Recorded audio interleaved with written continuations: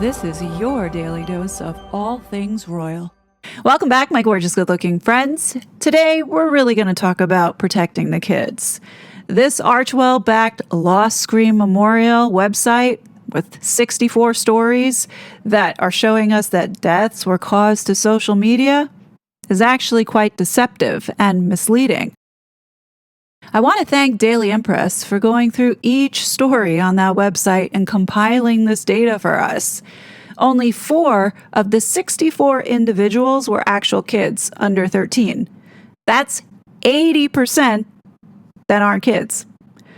40%, meaning 26 people, were adults aged 18 to 22, with the majority of these deaths linked to COVID lockdowns and fentanyl, not social media. The rest, mostly teens whose mental health and behavior problems were driven by the isolation, the fear, and the disruption of a lockdown, so rather than these online platforms. So in total, the analysis claims 50 of the 64 deaths resulted from the effects of COVID lockdowns, not social media. Yet, the event uses the No Child Lost to Social Media banner to push a narrative that conveniently ignores those actual causes. I'm making a point here that needs to be said out loud, and that is the same people who spent years pushing mis and disinformation and trying to get regulation and policy through got caught doing it. And still, now we're seeing them want to control what you can say online. They're now using, as I've mentioned many times over, protect the children as the excuse to gut the First and Fourth Amendments. This isn't some fringe effort. It's being driven hard out of the UK right now, and most Americans aren't paying attention to how directly it threatens our rights here at home. The latest reporting out of the Times in the UK should be setting off alarm bells, but from what I can tell, it's barely making a ripple. And here's the part that should concern every American. Harry and Meghan are fully on board with this agenda, and they're not alone. They're on the same wavelength as the royal family. And you can't tell me otherwise when Sophie is the patron of the NSPCC and openly backing these so-called online harms protections for kids. So get a load of this. Technology bosses will be threatened with prison time if they fail to block children from seeing nude images on their phones. Ministers are expected to announce plans next week to force companies such as Google and Apple to stop children using their devices from sending, receiving, viewing, or sharing any kind of nude pictures. So this goes back to the point that I was trying to make in the beginning of this video by showing you how Harry and Meghan are using protecting the kids when the people that they're talking about are pretty much young adults or adults. In this case, if your children have phones, then perhaps maybe it's the parents who's the problem here in getting their children phones that have access to data plans to where they can scroll and look at things online. You know, it's clear the children are the headline, but really it's surveillance that's the product. You can't stop every possible nude picture without inspecting every picture, every message, every video call, every streamed film on every device all the time. And it's crazy that they're thinking about locking up executives up to 5 years if they refuse to have this kind of spyware software. You know, the nude pictures is the excuse, and the unbroken view into everybody's phone is the actual prize that they're looking to get, with using protecting the kids being used as the excuse in order to get that access. They call it client-side scanning. Sounds harmless, like tick box and settings, but what it actually is state-mandated spyware living on hardware you paid for. Frame it as catching predators, and it's going to sail right on through Parliament. If they actually tell the truth, acknowledging its government-mandated backdoors on tens of millions of phones, it's going to get pushed back. So this goes back to using the child shield. Nobody's going to challenge it, because if you challenge it, You're going to look bad for not wanting to protect the kids.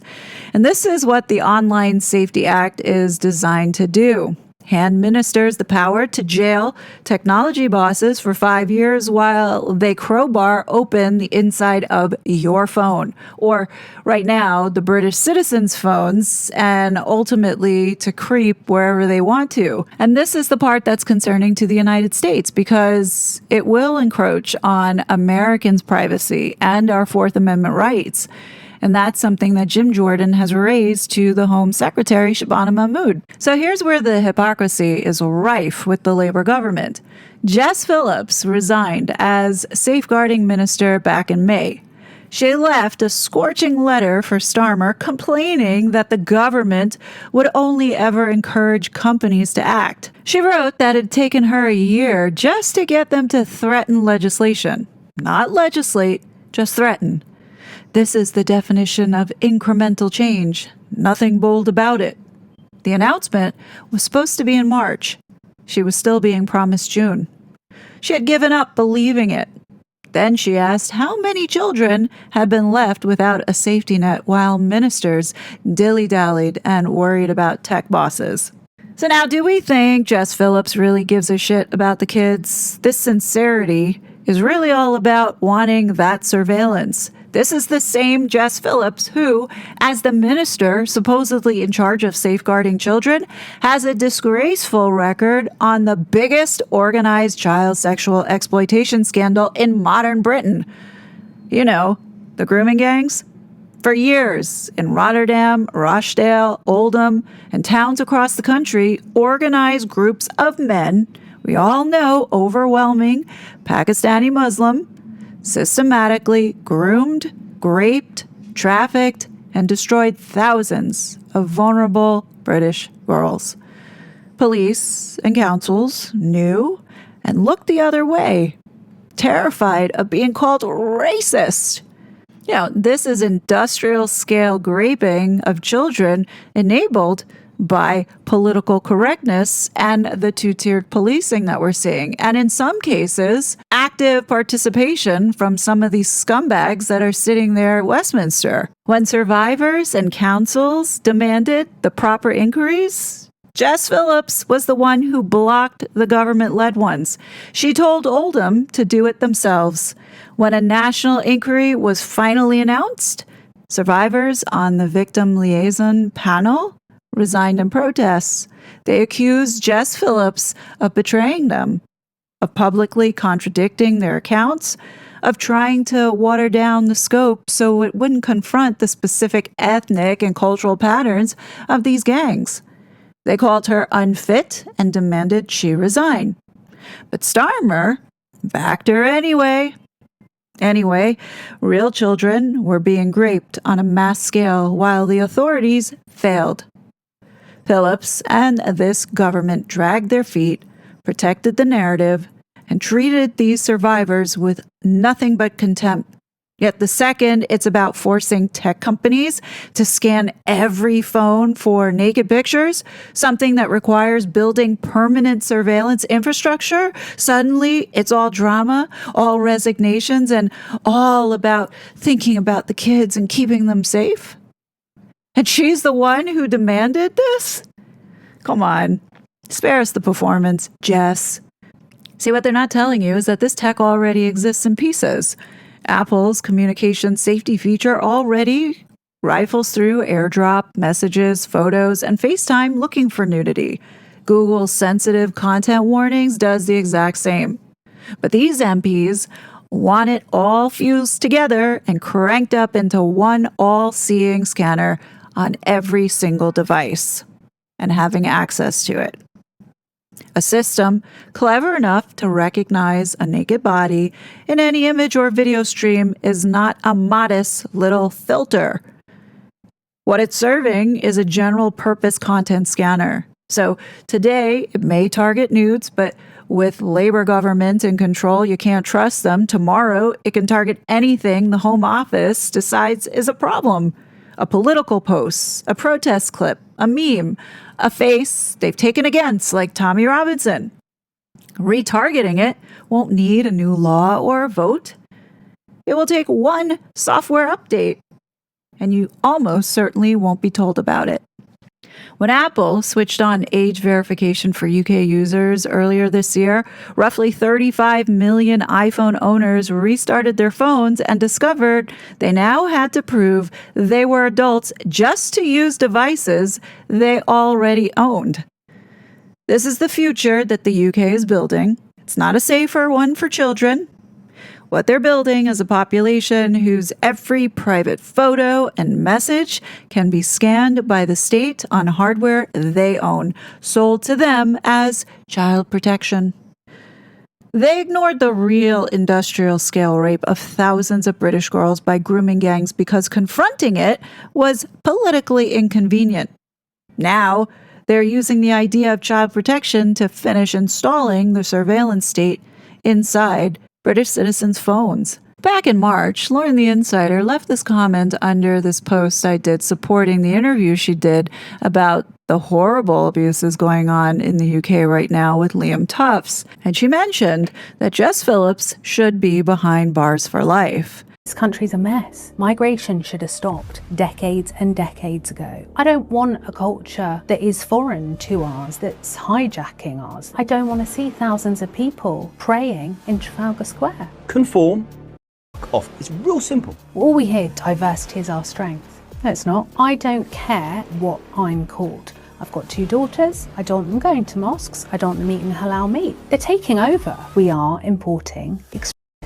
Come in, sign up for benefits, get a house. Do you want a car? You want a mobile phone? Right, we'll get you an iPad as well. Tell you what, why don't we just give you that knife to go and British children? Tower Hamlets is in complete lockdown. Even Prevent can't get in. We can't even protect our own children. We're bringing people from all of these different cultures. These rituals will sacrifice animals. Children can be subjected to exorcisms, beatings, honour killings. Are we importing witchcraft?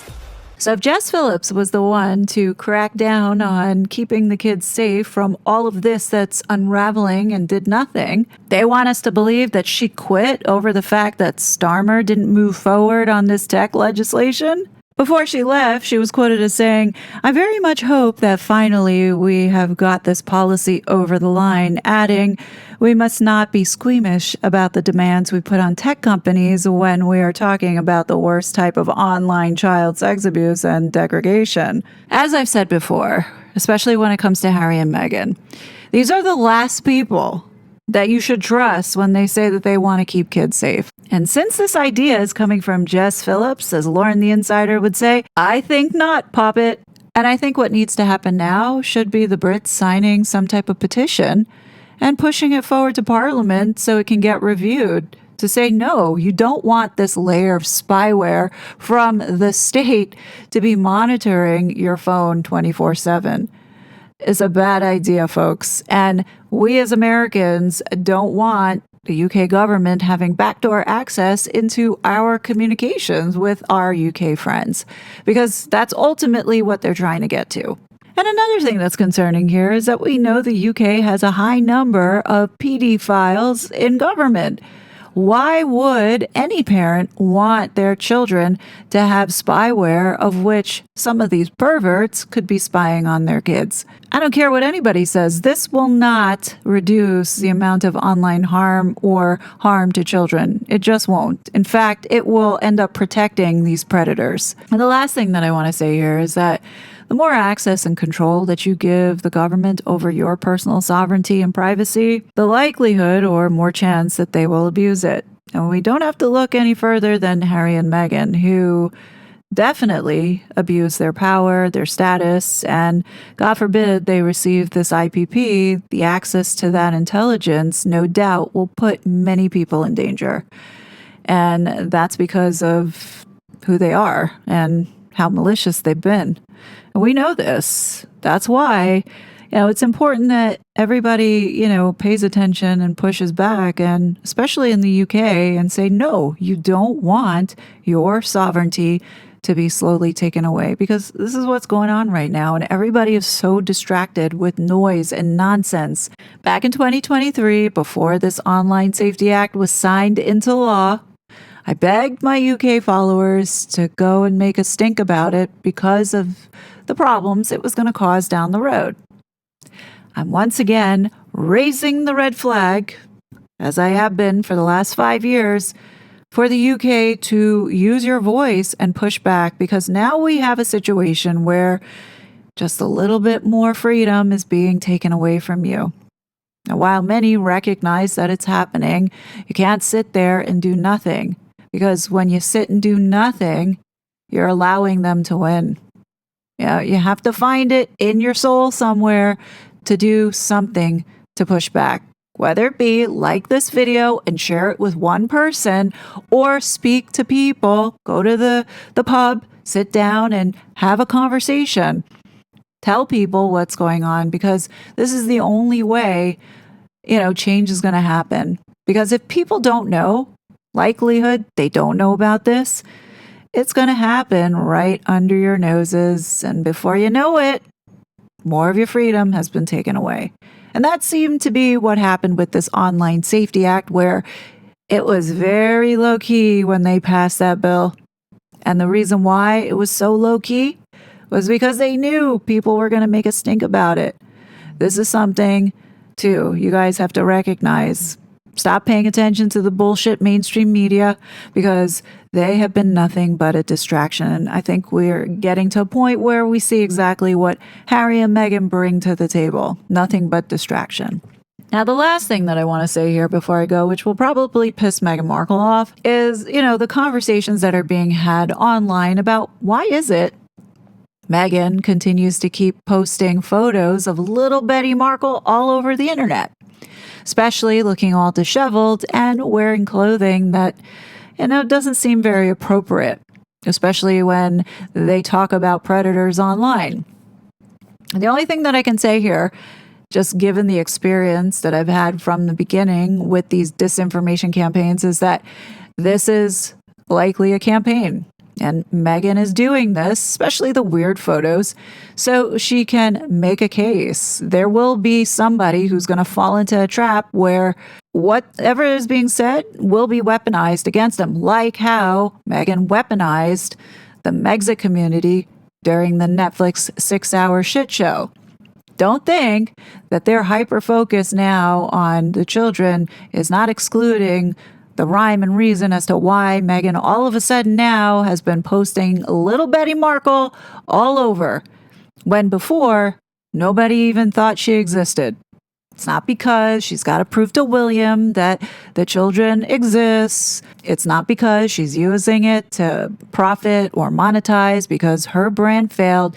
It's because of this initiative to protect the kids online, when we all know it's bullshit. So I just wanted to put that out there. I know a lot of debate has been happening. This is why. So she's waiting for someone to really say something or do something, or maybe they're just compiling everything that people are saying, and then they will craft the narrative around it. But you can bet that it's not being done with no rhyme or reason. All right. Anyhow, let me know your thoughts below. As always, I will be back with more content. But until then, please be safe, and I'll talk to you later. Bye. Such a fraud.